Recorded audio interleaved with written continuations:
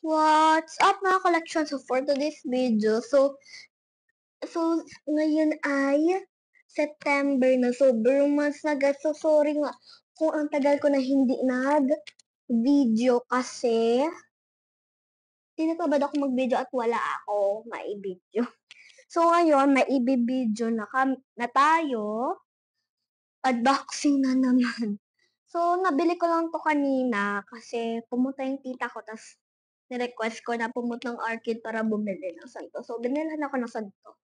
So, ito siya, ire-reveal ko siya in 5, 4, 3, 2, 1. Charan! Ito po ay secret muna. So, ayun, unboxing na po na unboxing, hindi unboxing. So, unboxing na po natin siya. Alam ko na siya kasi nakita ko siya. Imported pa to, guys. Imported pa talaga. So, ayan.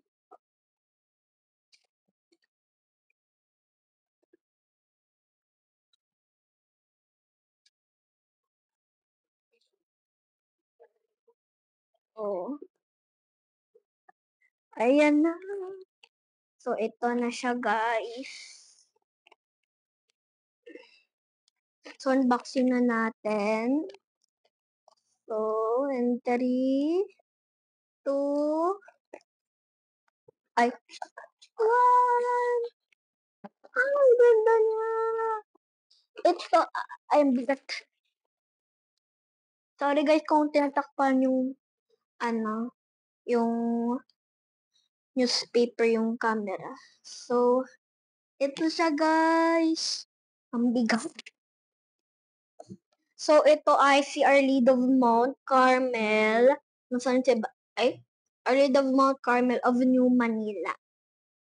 So, ayan. Ang ganda niya. Imported pa talaga to. Galing to sa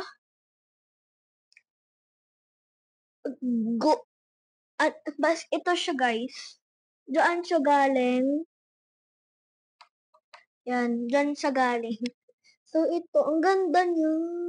Maamo pa yung mukha ni Mama Mary the Baby Jesus. Tas may crown pa siya. Tas may scapular pa na hawak-hawak. Ito ay hinahang. Ito hinahang. Yan. So, malaki siya. Malaki siya sa personal at mas maganda sa personal din. So, ito ay parang luma na yata to kasi naalikabok na to. Parang walang bumibili. Kasi binili ko to sa suki ko yung sa arcade. Kasi yung arcade namin ay nasunog. So, naglipat sila ng pwesto at buti nahanap namin kasi ang laki ng arcade namin.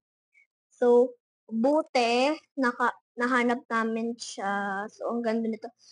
May set sila ng ng 14 Stations of the Cross, pero 'pag binili mo yun, nung full set ay 15,000 kasi imported din talaga. Yung mga hang is imported talaga. Gusto ko bilhin yung Guadalupe na hang.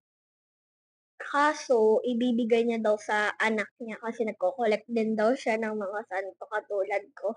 So, meron din silang mother and child, pero maliit siya, parang Our Lady of Miraculous Medal na nilagyan lang ng baby. Tas yung likod niya parang style din ng parang Guadalupe. Pero ito ay maganda. So, ayan. Maganda siya 'pag naka-sideways. So, ayan. Tas ito yung top. So, that's it for all. That's it for today. Hope you guys enjoyed this video. Please like, comment, share, and subscribe. At i-comment nyo din kung meron ba kayong imported na santo or picture frames ng mga santo. So, i-comment nyo lang down below. So, hope you guys enjoyed this video. Please like, share, comment, and subscribe.